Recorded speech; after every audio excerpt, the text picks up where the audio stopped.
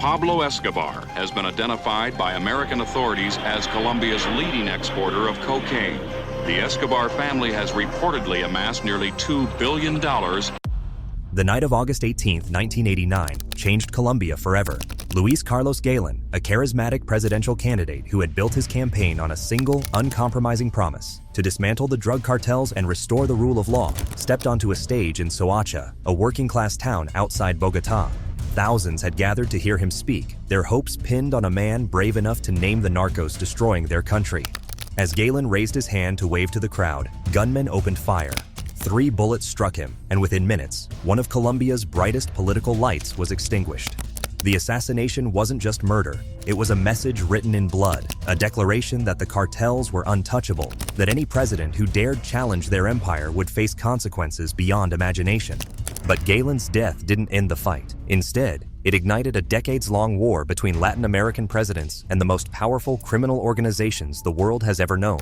A war where the boundaries between victory and defeat blurred into an endless cycle of violence, where leaders who thought they could bring justice found themselves drowning in chaos they couldn't control. These are the stories of 5 times presidents took on the cartels and discovered, too late, that they had messed with forces more ruthless, more resourceful, and more willing to burn entire nations to the ground than they ever imagined. To understand why presidents consistently underestimate drug cartels is to understand the nature of these organizations themselves. The cartels that emerged in Latin America during the 1970s and 1980s weren't merely criminal enterprises. They were shadow governments with military capabilities that often exceeded those of the nations trying to combat them. The Medellin cartel at its height controlled more wealth than many countries, with Pablo Escobar's personal fortune estimated at over $30 billion. The Sinaloa cartel developed intelligence networks that infiltrated the highest levels of Mexican government, allowing them to anticipate raids, bribe officials, and maintain operations despite massive law enforcement efforts. These organizations evolved in environments where state power was weak, corruption endemic, and poverty widespread. They offered employment where governments offered none, security where police were absent, and community investment where public services had collapsed. In many regions, cartels functioned as de facto governments, settling disputes, funding infrastructure, and providing social services that official authorities couldn't or wouldn't deliver. This dual role, criminal organization and community provider, made them extraordinarily difficult to combat, as efforts to dismantle them often hurt the very communities they claimed to protect. The military capabilities of major cartels by the 1990s and 2000s were staggering. They possessed heavy weaponry, including rocket-propelled grenades, .50 caliber machine guns, and in some cases, armored vehicles and aircraft. They employed former military personnel as enforcers and trainers, creating paramilitary wings with tactical skills matching government forces. Their communications networks used encrypted technology. Spotters throughout territories reported troop movements in real time, and their willingness to use extreme violence as psychological warfare created climates of fear that paralyzed opposition.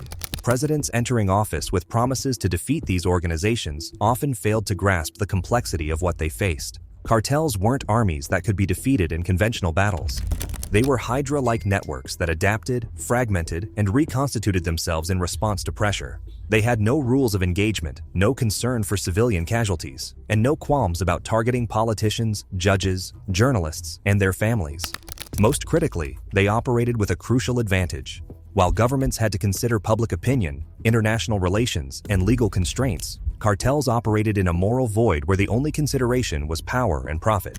October 17, 2019, began as a calculated operation to demonstrate Mexico's commitment to combating drug trafficking. Acting on intelligence and under pressure from the United States to arrest high-value cartel targets, President Andrés Manuel López Obrador authorized a raid in Culiacán, Sinaloa, the heart of cartel territory. The target was Ovidio Guzman Lopez, son of imprisoned drug lord Joaquín El Chapo Guzman and a rising figure in the Sinaloa cartel's leadership. What seemed like a routine arrest operation would devolve into a military disaster that exposed the true balance of power in Mexico's drug war. The initial raid succeeded almost too easily. Mexican security forces located Ovidio at a residence in an upscale Culiacán neighborhood and took him into custody with minimal resistance. For approximately 3 hours, it appeared the operation had been a clean success. Then the Sinaloa cartel's response began, and it became immediately clear that the government had walked into a trap far more dangerous than they'd anticipated. Cartel gunmen materialized throughout Culiacán as if from thin air. Not dozens, but hundreds, armed with military-grade weapons and operating with coordinated precision that suggested detailed planning. They didn't just attack the housing complex where Ovidio was being held. They launched a multi-pronged assault on the city itself. Roadblocks appeared on major thoroughfares manned by gunmen with .50 caliber machine guns mounted on trucks. Cartel forces attacked military installations, laying siege to a housing complex for military families and effectively taking soldiers' wives and children hostage. They set vehicles ablaze throughout the city, creating a ring of fire that isolated government forces and trapped civilians. The violence escalated with shocking speed. Videos captured by terrified residents showed pickup trucks mounted with machine guns racing through streets, gunmen firing indiscriminately at anything that moved. The Sinaloa cartel demonstrated capabilities that exceeded those of many national militaries. Coordinated attacks across multiple locations, effective command and control, and weaponry that outmatched what the security forces possessed. Most terrifyingly, they showed complete willingness to transform an entire city into a battlefield, with no concern for civilian casualties. President López Obrador faced an impossible choice: maintain the arrest and risk a full-scale urban war that could kill hundreds of civilians, or release Ovidio and admit that the cartel's power exceeded the government's ability to enforce its own laws. After 6 hours of chaos, AMLO made the decision that would define his presidency's approach to cartel violence. He ordered security forces to release Ovidio Guzman and withdraw from Culiacán. Within hours, the cartel violence ceased as quickly as it had begun, the roadblocks disappeared, and the city returned to an uneasy calm. The Culiacanazo, as it became known, sent shockwaves through Mexico and the international community. The government had essentially negotiated with terrorists, surrendering a high-value prisoner to prevent further violence. Critics argued that López Obrador had shown weakness that would embolden cartels nationwide, demonstrating that sufficient violence could force the government to back down from any enforcement action. The United States, which had pressured Mexico to make such arrests, watched in dismay as their ally proved unable to hold even one cartel leader in custody. López Obrador defended the decision on humanitarian grounds, arguing that preventing civilian casualties justified releasing Ovidio. He articulated a broader philosophy: abrazos, no balazos, hugs, not bullets, suggesting that addressing poverty and inequality would do more to combat cartels than military confrontation. Critics countered that this approach essentially surrendered the streets to criminal organizations, allowing them to operate with impunity as long as they could credibly threaten mass violence. The Culiacanazo became a symbol of the Mexican government's inability to assert control over cartel-dominated territories, a public admission that in certain regions of Mexico, the cartels, not the state, held sovereign power. When Felipe Calderón assumed Mexico's presidency in December 2006, he inherited a country where cartel violence was escalating, but still somewhat contained to specific regions and disputes between criminal organizations. Within days of taking office, Calderón made a decision that would define his 6-year term and reshape Mexico's social landscape.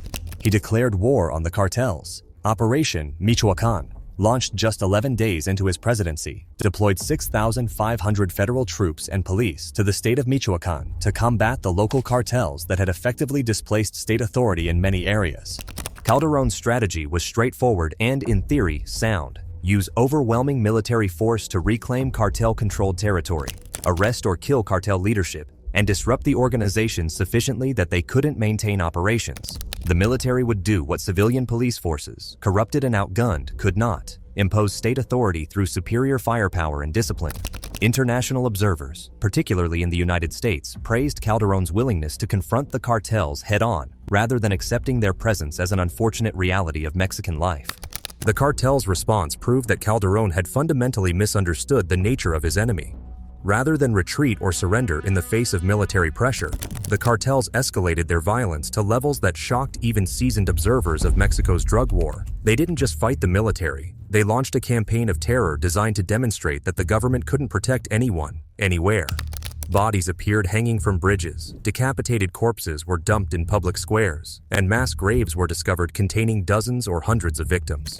Entire police forces in small towns resigned en masse after cartel threats. Mayors who cooperated with federal authorities were assassinated, sometimes along with their families. The military intervention also triggered a phenomenon Calderón hadn't anticipated: cartel fragmentation and proliferation. When security forces successfully arrested or killed cartel leaders, their organizations didn't collapse. They splintered into smaller, independent groups, each fighting for control of territory and trafficking routes. Where Mexico had previously dealt with a handful of large cartels operating in relatively defined territories, Calderón's war produced dozens of smaller organizations engaged in constant, brutal competition.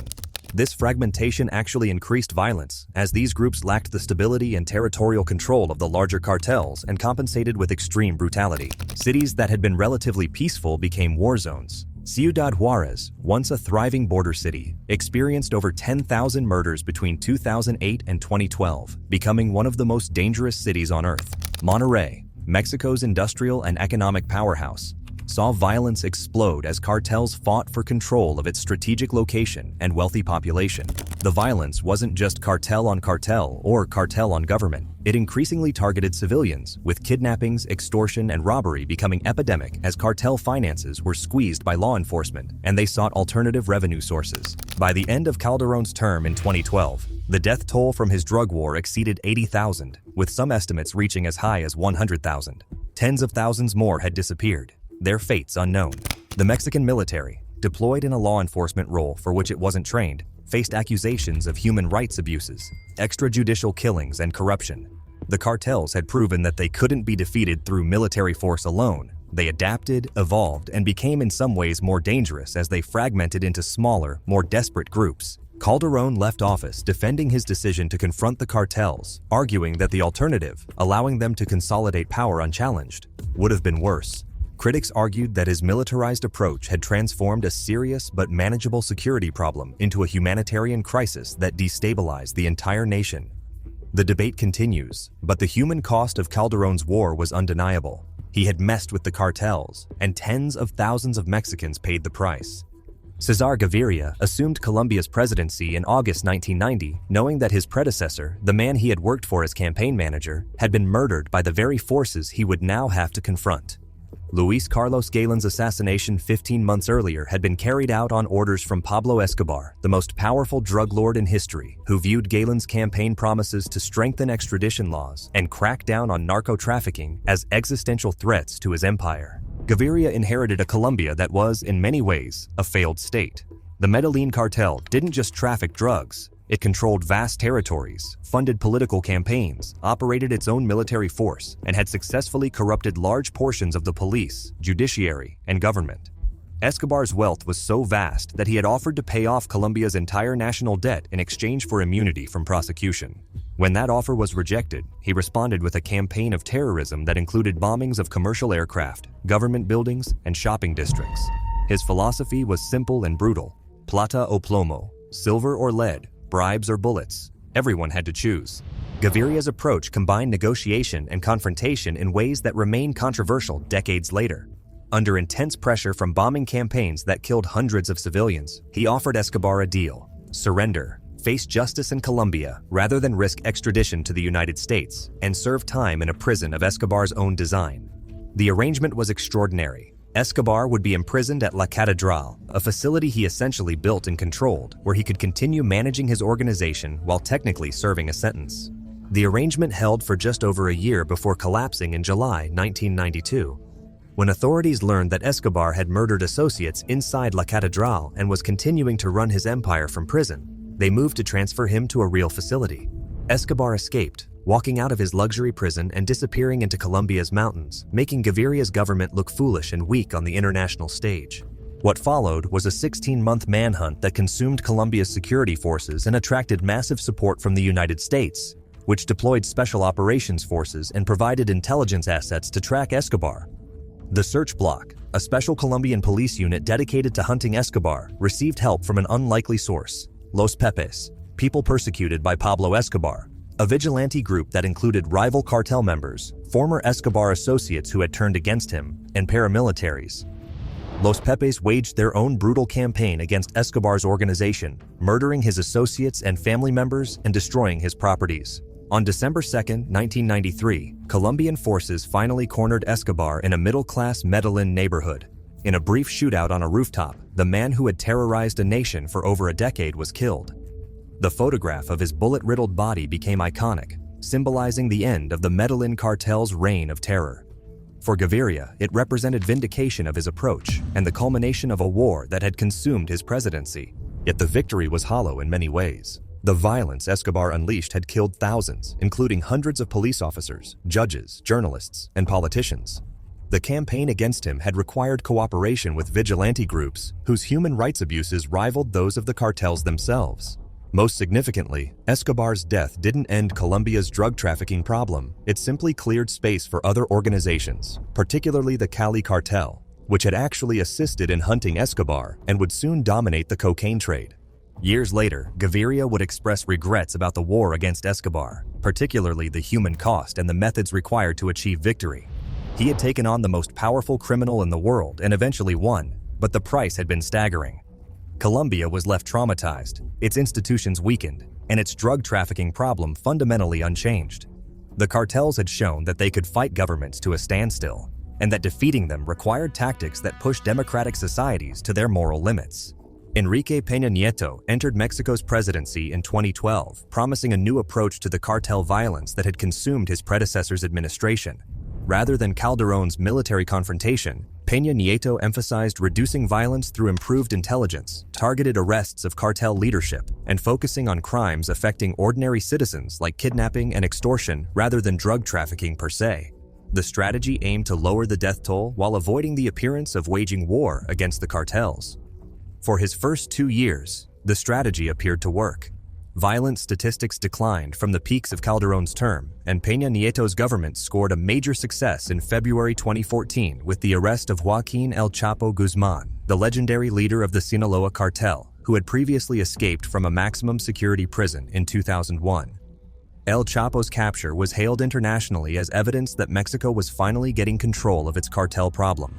The United States immediately requested extradition, wanting to try Guzmán in American courts where his ability to corrupt the system would be more limited. Peña Nieto's government refused extradition, insisting that Guzmán would face justice in Mexico. The decision reflected both national pride and confidence in Mexico's prison system's ability to hold even the most powerful criminals. Guzmán was imprisoned at the Altiplano Maximum Security Facility, placed under constant surveillance, and subjected to security measures designed to prevent any possibility of escape.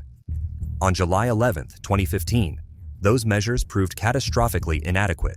Guzmán escaped through a tunnel that began in his cell's shower, extended nearly a mile underground, and emerged in a house outside the prison perimeter. The tunnel, equipped with lighting, ventilation, and a motorcycle on rails for transportation, represented an engineering feat that must have taken months to construct. Its existence revealed either spectacular incompetence or widespread corruption within the prison system, or, most likely, both.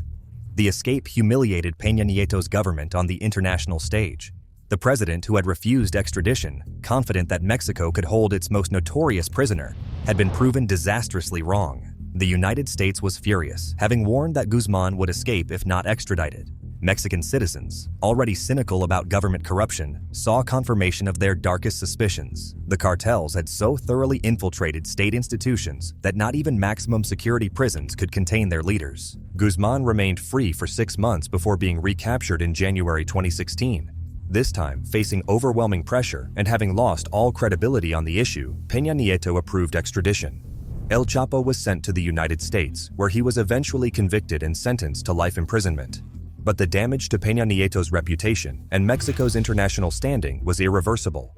He had tried to thread the needle, appearing tough on cartels while avoiding the violence of military confrontation, and failed on both counts. The cartels had demonstrated that they could reach into the most secure facilities, that government claims of control were illusory, and that Mexico's institutions remained fundamentally compromised by corruption and intimidation. Behind the statistics and strategic analyses lie hundreds of thousands of individual tragedies, families destroyed, communities terrorized, and entire regions rendered ungovernable by the violence unleashed when presidents took on the cartels. The death toll from Mexico's drug war since 2006 exceeds 350,000, with over 100,000 people disappeared and presumed dead. Colombia's narco-violence killed tens of thousands during the 1980s and 1990s, creating generations of traumatized survivors and leaving social wounds that remain unhealed decades later. The violence affected not just those directly involved in the drug trade, but entire societies. Journalists investigating cartel activities faced assassination, creating information vacuums where the press was too frightened to report on organized crime. Judges and prosecutors who wouldn't accept bribes were killed along with their families, compromising judicial systems and creating climates of impunity.